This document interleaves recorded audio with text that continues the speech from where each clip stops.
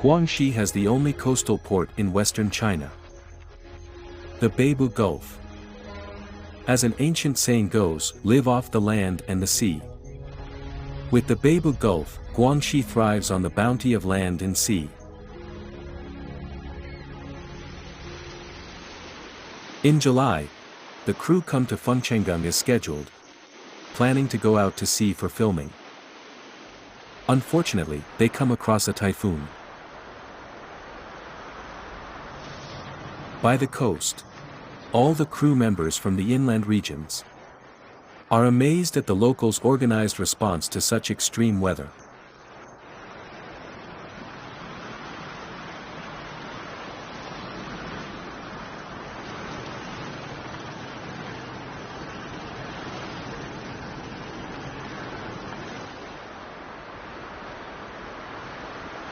Amidst the storm, the boats and the fishermen are all calm and poised. The plan of shooting the baby golden pomfret releasing has to be cancelled. By the end of the year, the crew get to Fengchenggang again. During the voyage, they find the egrets restless.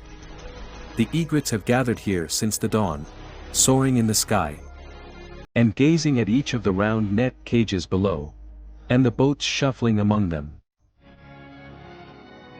They converge and land.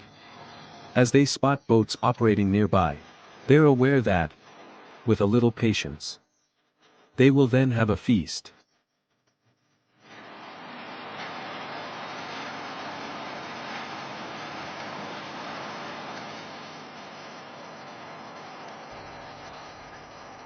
It's the golden pomfret swarms that make the sea boil.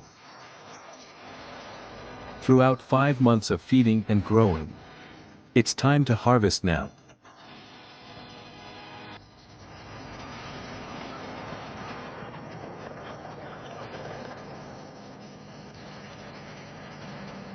Golden pomfrets grow fast, barely get sick, and prefer warm water. It's suitable for being raised in the Babu Gulf. Of course, the biggest reason is its delicious taste. To quote a foodie's words, golden pomfret has no hidden bones but a row of bones. On both sides of the bones is thick flesh. Using this feature, the locals have come up with a special cutting technique. The fish is placed on the plate in the posture of looking up. With some salt, ginger slices and scallion, it can be steamed on high heat.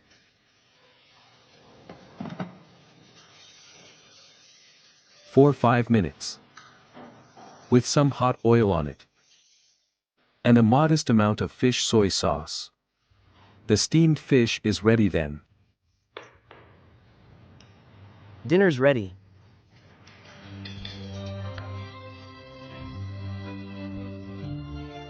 No need to pick the bones. Golden pomfret is safe for children to eat. It's easy to cook and convenient for those with a busy day. It's delightful for Li to watch his family eating the fresh, delicious, and nutritious food. The fish are released, raised, and harvested by him personally.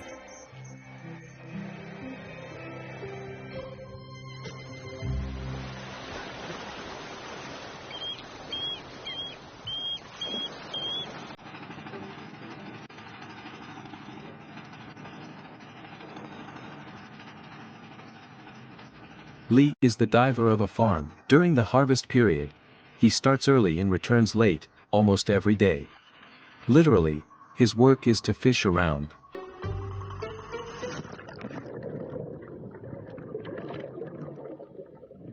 From releasing to harvesting, golden pomfret spends its whole life within a huge net cage. The fishing net, kept afloat by 30 weights, has stayed in the sea for 5 months. Today, Li's task is to cut off the rope and work with his colleagues to retrieve the weights, so that the net can float out of the water with the adult fish. We're done once the fish are caught. How long did it take? Was it half an hour? Half an hour. 30 counterweights for 1 net, 300 for 10 nets. There are 14 nets. You can do the math yourself. Net-caged fish enjoy a natural environment with free water exchange. As such, the golden pomfret's growth is clean and green. After a short break, Li goes into the water again and closes the net with his colleagues, making the golden pomfrets create a stir.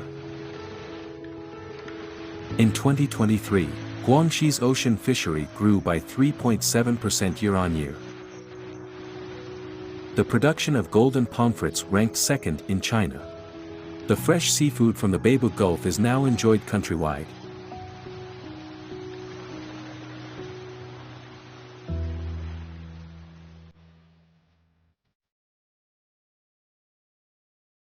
This is South American white-leg shrimp.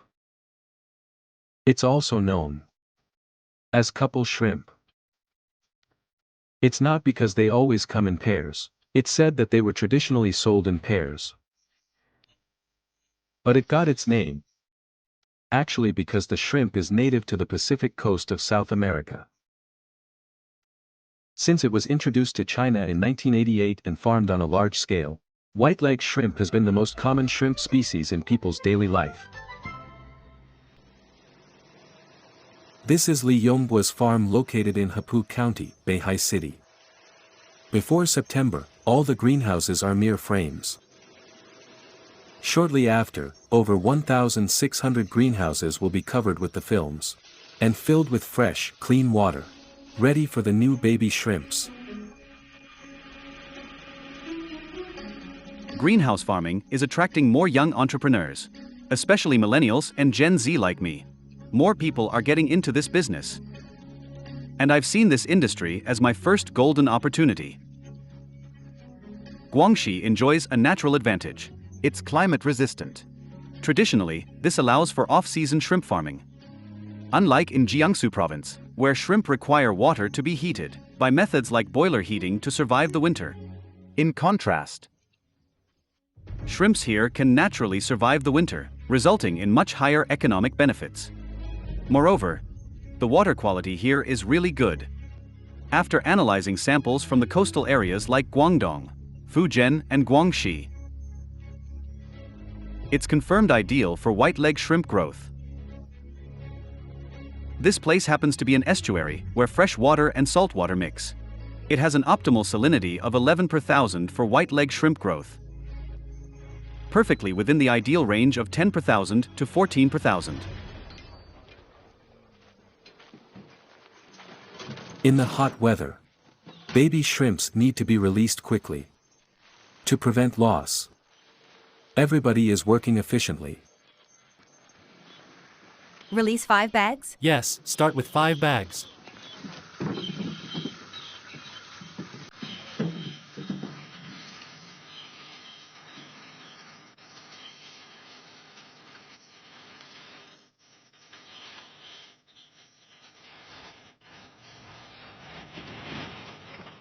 The baby shrimps are tiny, barely visible without a close-up. In fact, each bag holds about 5,000 baby shrimps. This process is fascinating. At the juvenile stage, a baby shrimp is smaller than a grain of rice. In my greenhouse, I release about 70,000 baby shrimps, totaling just about 40 grams. Hardly enough to fill a ladle. It's around 15 centimeters when it's ready to be sold.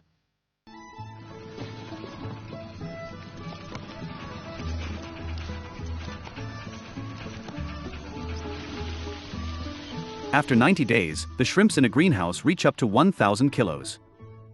So I gotta say it's incredibly fulfilling. The optimal temperature for their reproduction and growth is 20 to 30 degrees Celsius. But for transport, it's best between 0 and 18 degrees Celsius. White-leg shrimps, being ectothermic, become semi-conscious when chilled with ice, which reduces their metabolism and boosts survival during transport. The ice-filled truck has arrived to pick up the shrimp. With New Year's Eve, demand peaking across the country, this batch of 3-month-old shrimp will be transported to Qinzhou. We sell only live shrimp, reaching tables within 36 hours from the pond. At the market, the shrimp may seem inactive, but they revive in about an hour at 25 to 26 degrees Celsius water temperature. For maximum freshness and survival, shrimp are caught and loaded simultaneously.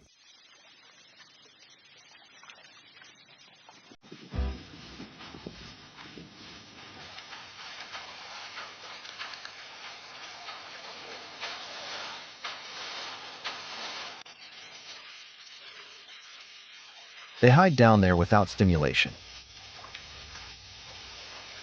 A mild electric shock prompts them to jump into the net. The electricity is mild.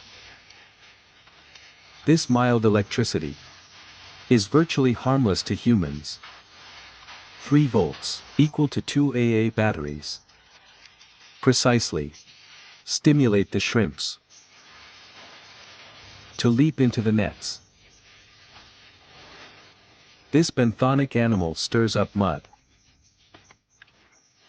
and creates a lively harvest scene, capturing the shrimps with electrical impulses, exploits a trait of the shrimp, muscularity, allowing them to bounce into the nets. Shrimps' vital organs are in their heads and chests. The rest are all muscles. Their muscles are developed, abundant, and concentrated enough. In other words, they're chewy and tasty enough. They're also easy to eat.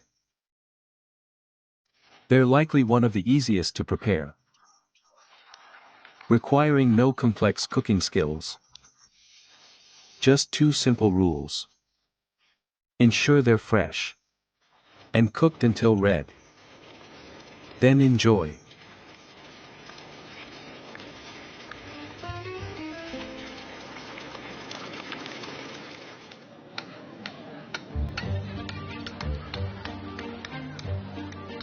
Another seafood in Guangxi is even easier to eat than white-leg shrimp. That is, the oyster. Locals in Guangxi prefer to call it the big oyster. They are even enjoyed raw, without cooking. It's almost the only shellfish that can be safely eaten raw. All its organs are edible, and no part needs to be removed. Its popularity as raw food means many just call it by its other name, raw oyster.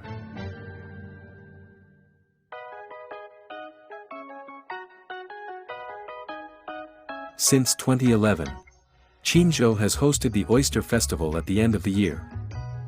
The city will often be bustling with playful wordplay.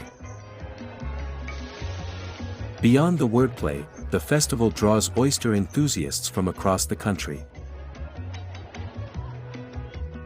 Every Oyster Festival highlights the competition to crown the oyster champion, judged on size, weight, and appearance. Liu Xingfeng attends the oyster tournament every year. He sails out the day before to select his competitive oysters.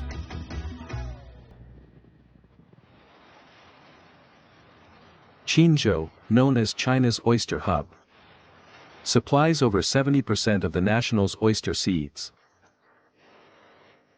By 2023, its farming area reached 10,000 hectares, producing over 300,000 tons annually. Leo operates 2 farms, spanning 20 hectares. He's now using new oyster farming rafts, resistant to typhoons of over 10 magnitude. However, the long-lived contest oysters remain on the old rafts, not yet transitioned.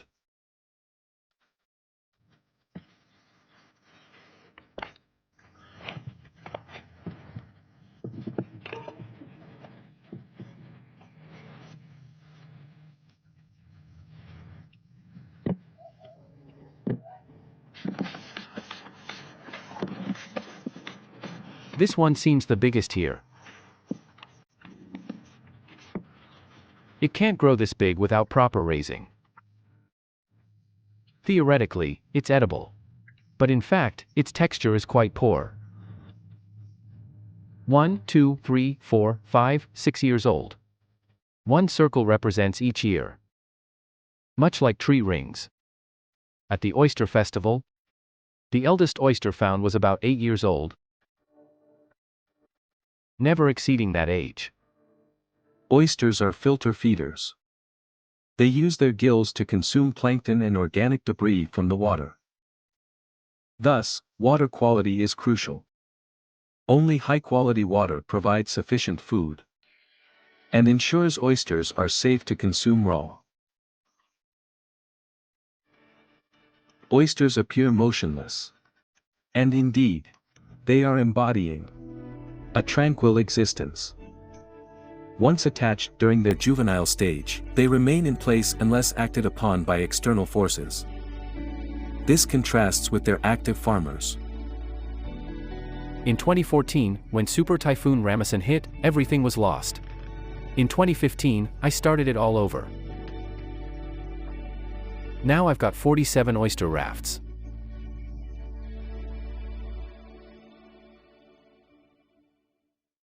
Having weathered difficult times, Leo can now handle various situations, including the competition.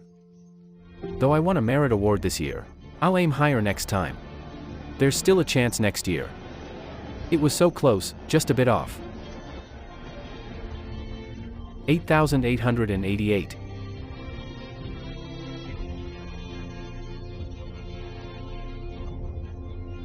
At the moment, Leo can be described this way. It was a shell of a pity, but he didn't clam up about it.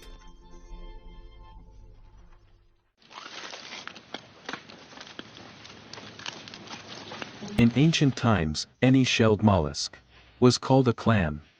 Some produce flesh, like oysters, while others may yield something more precious.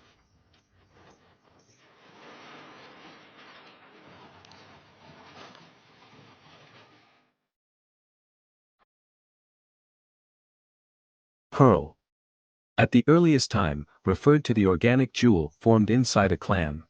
Once discovered, the term pearl was used for anything resembling them, such as beads of sweat, teardrops, or eyeballs.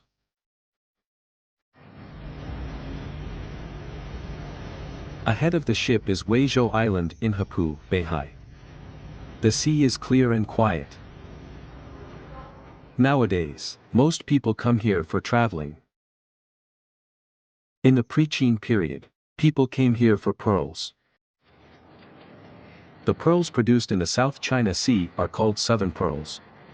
Over the past over 2,000 years, wild Hapu pearls have always been the most valuable treasure. It wasn't until November 1957 that Prime Minister Zhou Enlai ordered to increase the production of Hapu pearls. The traditional way of natural pearl fishing is changed to artificial cultivation.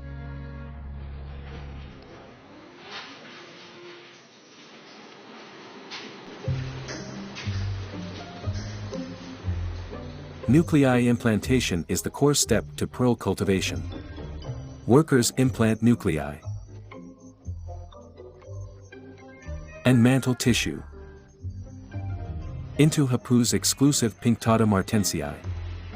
This way, abnormal proliferation will occur within the mother-of-pearl body, creating a pearl sac and secreting nacre. Then natural pearls will be formed. Post-operation, the shellfish are weak. The farmers take them to a meticulously selected place with gentle currents and clean water. They need to rest here for 20 to 30 days. They are then moved to deeper and richer waters. It takes about 10 months to cultivate pearls.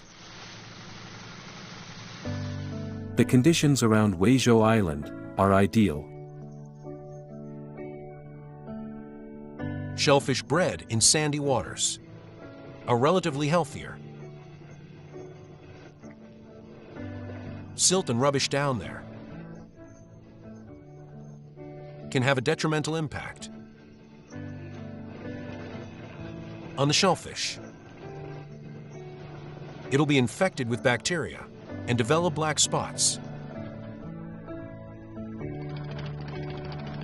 Anyway,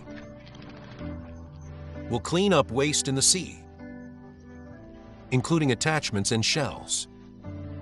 We pack them up in sacks and transport them to shore. We don't dump any waste into the sea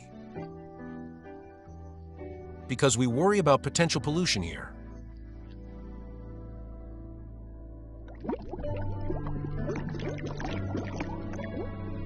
Round as pearls and smooth as jade epitomizes the ideal qualities desired in pearls. Before it was possible to cultivate and process pearls, the roundness of natural pearls was extremely precious. It symbolizes the inherent perfection, cherished, in Chinese culture.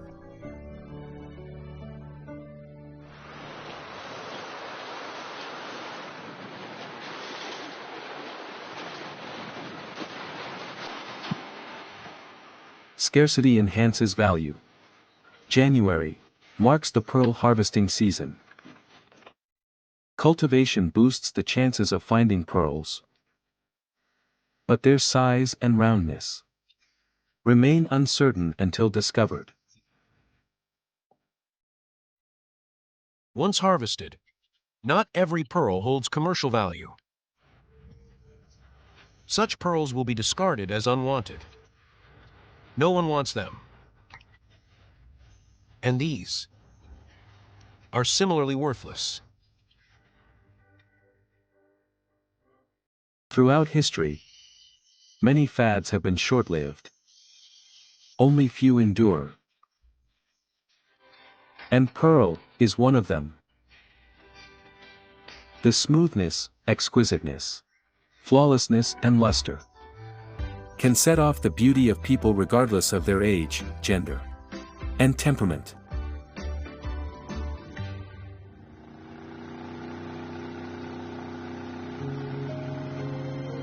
Guangxi boasts a long coastline. But for a long time, its seafood hadn't made a lasting impression. Yet being a late bloomer isn't inherently negative.